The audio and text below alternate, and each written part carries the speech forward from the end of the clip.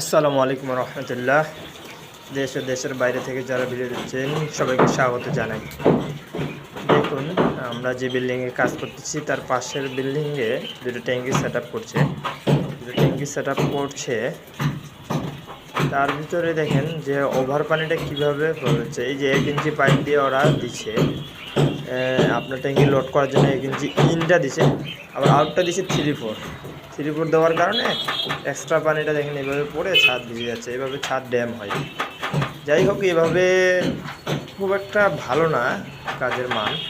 তবে আমরা কারো ভুল ধরতে চাই না, আপনারাই জানাবেন যে কি করা উচিত ছিল। আমার মনে হয় যে ওখানে ডাইরেক্ট 1 ইঞ্চি একটা বা 1.5 ইঞ্চি ওভার পানিটা দিয়ে দিলেই এই ছাদটা এরকম হতো না। ধন্যবাদ সকলকে ভিডিও দেখার জন্য। আশা করি সবাই ফলো করবেন।